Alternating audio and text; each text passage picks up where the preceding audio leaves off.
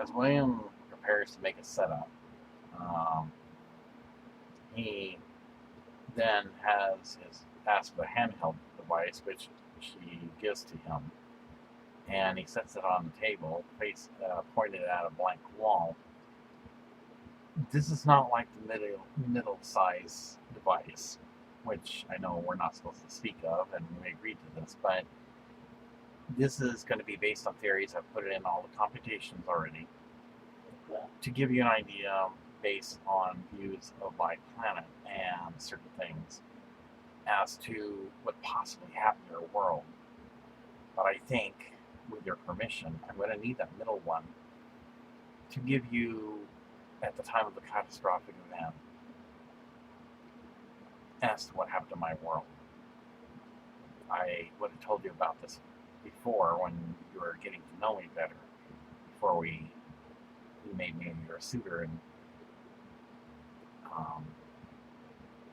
I blended, with your permission, my traditions of proposing marriage to you. But it was a very painful thing for me to talk about, and she seemed to understand in a sympathetic way. So I'm going to show you this first. I guess you'll have to send somebody to get this mid-size device, because I need to put this one inside of it. It may cause me to have emotions showing. You'll have to understand, Daenerys. Many of my kind died, and it's because of that event that I'm here. And through the events that happen on my world, it'll give you a better explanation as to what the Valyrian doom is that happened in your world. And perhaps in a sympathetic way, I can almost guarantee I'm going to show he has a hard time speaking.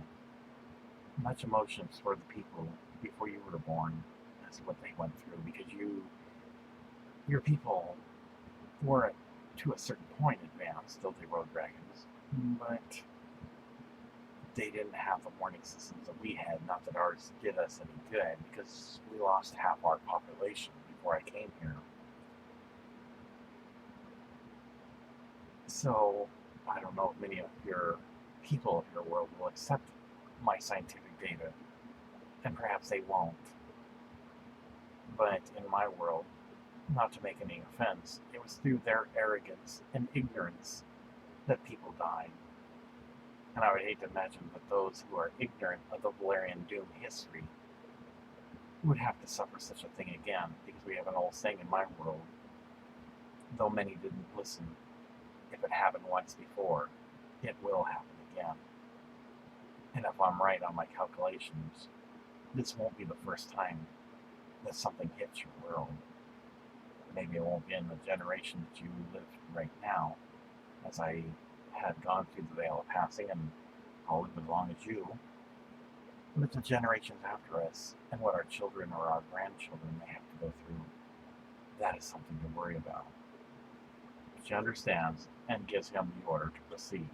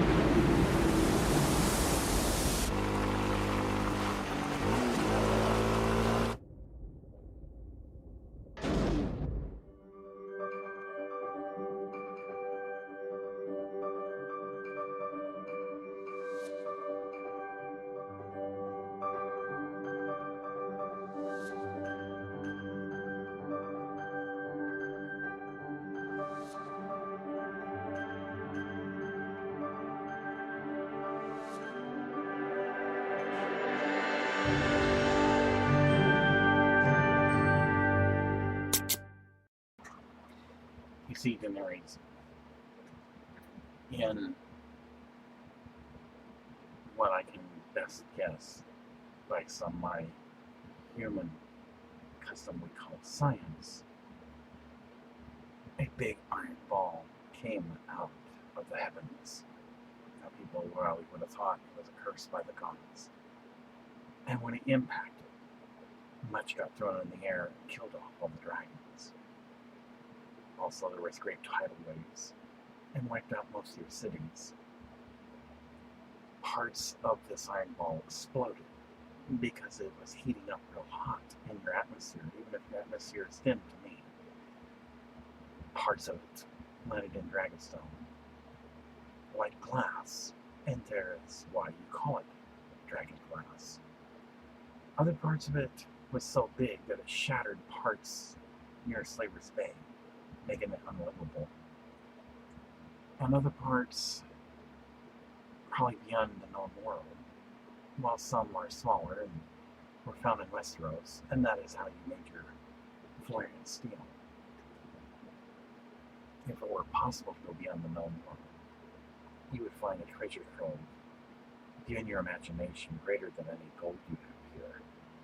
And much of the Valyrian Steel that you'd be able to make, its biggest one is underwater. And I would imagine somewhere is a great big hole where it came to a stop, or possibly melted in your world's deep core of lava. And because all this water rushed through after it in this hole, all volcanoes then exploded. And so this caused you to listen very intently. And so what you're trying to tell me then is that all the theories that somebody has told me are wrong? No. In my world, we had to use symbolism too. Not the symbolism of everything. But I would imagine people in your time, Daenerys, had no way of explaining such things. So they had to imagine that it was the gods that sent it. You, as a compliment, Daenerys, are not like the rest of the people here. She kind of seems delighted about this. You're not flirty with me. No, I'm complimenting you. Okay. You have a fascination with what said in the heavens and stars. Is that not correct? Yes. This came from the heavens of your world. The catastrophic event was so bad. It was like a major earthquake. While others flee, some were vaporized by the heat. Probably were swallowed up with the cities. And many, many Valyrians were dying after the death of all the dragons. And they ran as fast as they could, either by horseback or any means they could. They didn't have these things we call motorized chariots. And even then, our motorized chariots were not that fast for the catastrophic event in my world. When the volcanoes exploded, because of how the ground shook, with such force, this ball would have probably been half the size of my world, which is fortunate for you that your world is 3 to 5 times bigger. This world wouldn't be here either. So that your world survived. But sadly to say, many Valyrians did not, and confirmed your Valyrian doom. And so she continues listening as he goes in through this type of scene in what he describes to her that happened by theory.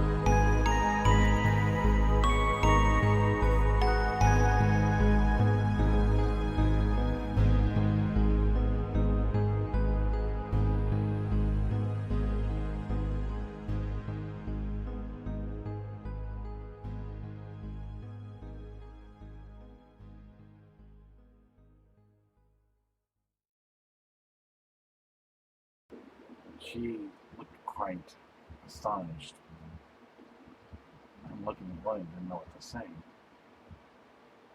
Then looking down a bit, she lets William know, I want to see this catastrophic event to happen in the world. Perhaps I will be able to better understand what this Valyrian doom would have been like by seeing what happened in your world. It's not that I don't believe in. Well, I tell you, Daenerys, I've told the truth. Yes, I know. I don't sense any treachery or deception here. And perhaps you need to face this pain of those of your kind that you've lost, and I can do the same. But I must let you know, not everyone will accept this. They will think you're speaking sorcery or something, but I believe you. So with that, she gives William a gentle hug and a kiss on the lips, and they leave the Targaryen genealogical hall of record, and she sends someone that she trusts to go get the mid-sized device from the vault. So William's looking at the map. He sees Missandei walking by. Missandei, can I speak to you for a moment? Sure, William. And so she comes in, and he confides in her to find out if she's happy or not being pregnant with his child. He confesses that because he's human, he knows he's not the same as any man in her world, and she appreciates his honesty and assures him that he shouldn't change because since he is a very strange man, Daenerys likes the fact that he's so strange, and that if she didn't like how he acts in such strange ways, she wouldn't even be married to him right now. And then stands up and lets William know that normally she is one that Daenerys confides in, and it's probably because he doesn't have anyone to confide her advice in, or at least not one that he's picked out yet, but then he should continue doing what he's doing because it's his strange ways that keeps Daenerys amused.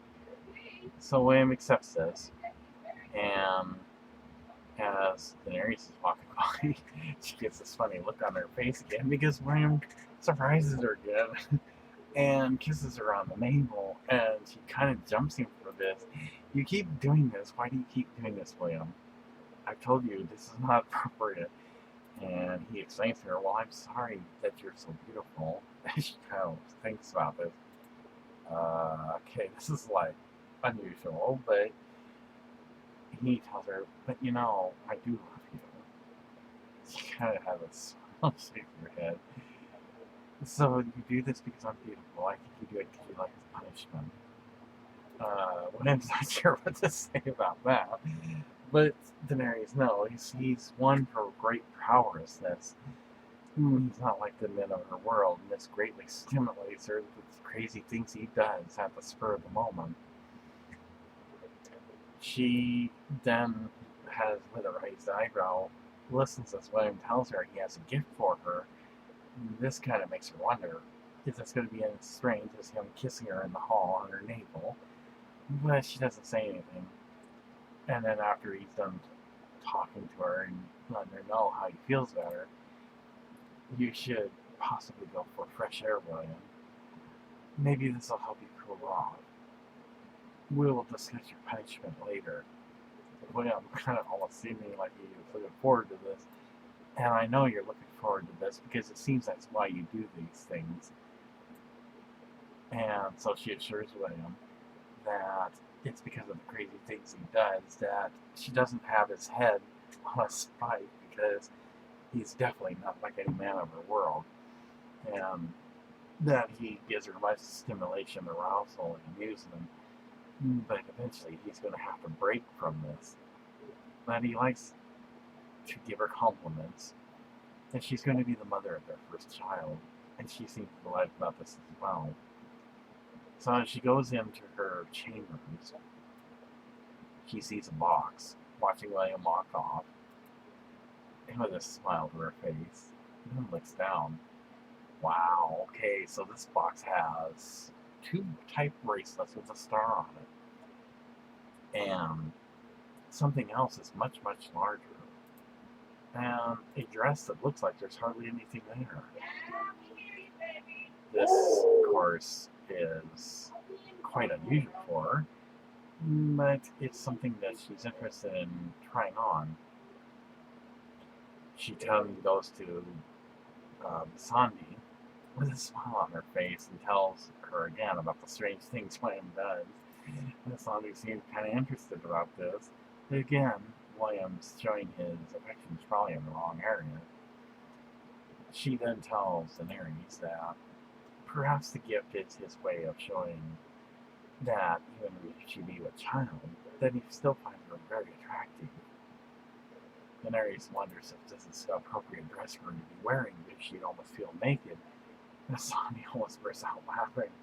And Daenerys is all she can do to keep her from herself, because she likes the strange things that Williams does, and he's always smiling her with gifts, something that the men of our world didn't do for her. And again, like more jokes, and Sandy is almost to the point where she can't hold in the laughter, because these are strange things that William does. And in turn, Daenerys has a big smile about this, so she decides that she will try this dress on, because she has a surprise for William as well. A special type of armor to help protect him in the time that he should have to go to war.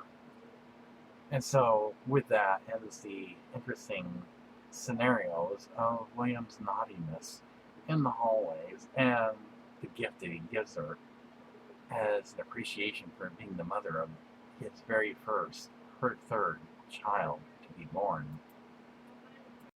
As William comes into the meeting room, she informs William that they got the mid-sized device out for him to put the handheld one in to give her an example of what the catastrophe was like in her world, because his device has the ability to record certain things. William then hands her a document with a suggestion of how to protect others from being attacked by dragons, such as children. She looks it over to decide of what is called dragonflage, and a decree that would go with it, and that if they didn't use it, it would be on them and she would not be held accountable. She accepts this, and therefore the decree then she would make herself, and she goes into the throne room with Sandy. As she sits on her throne, others file into the castle, those important dignitaries who will spread the word to others that such dragonflage will be made available, and it'll be up to the citizens to take responsibility in buying this, because when one holds still, they can merely look like a boulder and not be picked up on by any of our dragons, who are now free. And so thus begins the declaration that she makes, and this is a scene excerpt of what is read. As Daenerys then has William follow her back to the Hall of Genealogical Records, she watches as he puts the handheld insert inside the bigger one, enters a code. All data that he had in the handheld one is transferred into the mid-sized one, and it's like a movie screen, though she would not know what this is, but an image appears on her wall. Is this your world? Yes. This is what Earth looks like. Well, at least before the catastrophic event happened. This will be an example of what happened to the Valyrians during the Valyrian Doom. I see. I'm sorry, William, that most of your people had perished. It's okay, Daenerys. And as you can see, he's like, got tears welling up in his eyes. I'm sorry what happened to your people as well. You may proceed, William. So he does.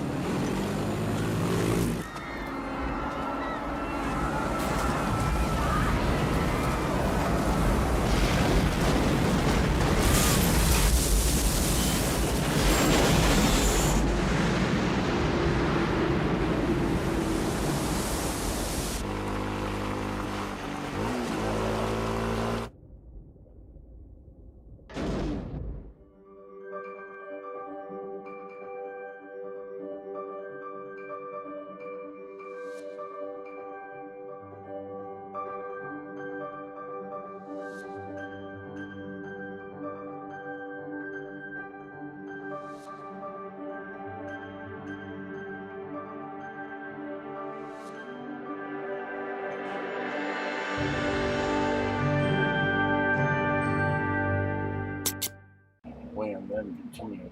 Didn't matter where you went. Once the floodings had finished, and thus followed the earthquake, next came the volcanoes, and the whole earth burned up. Not one insect or human lived that was on the surface.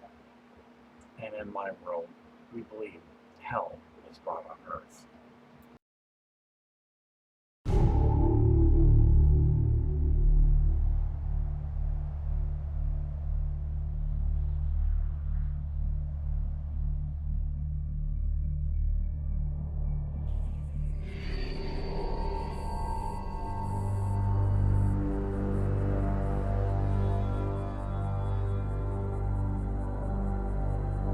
Oh shit.